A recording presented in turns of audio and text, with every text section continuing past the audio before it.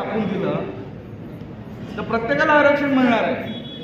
आज आपण हे 38% सगळेजण बसतोय, 52% ओपन राहिले. तो ओपन कोणासाठी आहे? काही ठराविक लोकच त्या आरक्षणाचा फायदा घेतात ओपनच्या. हे खरं म्हणजे आपण सगळ्यांनी व्यवस्थित समजून घेतलं पाहिजे. आज आपण आरक्षणाच्या माध्यमातून जाती दाखला असेल, ॲडमिशन असतील, नोकऱ्या असतील, त्या कोट्यातून आरक्षणातून आपण ह्या सगळ्या अर्ज करत असतो. परंतु ओपनमध्ये आपण कधी जात नाही आणि त्याचा फायदा डायरेक्ट इतर समाजाला होत असतो.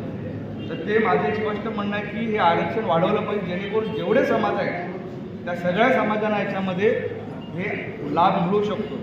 आज महत्त्वाची गोष्ट आहे की आज आपल्या प्रशासकीय व्यवस्थेमध्ये आम्ही लोकप्रतिनिधी म्हणून काम करत असताना आणि आमदार म्हणून काम करतो. काही जिल्हा परिषद, जिल्हा परिषद पदाधिकारी, ग्रामपंचायतचे पदाधिकारी, सरपंच असतील. आज आपण बघतो या पालघर जिल्ह्यापुरती जर बोलायचं झालं तर प्रशासकीय सेवेमध्ये कर्मचारीच मिळत नाही.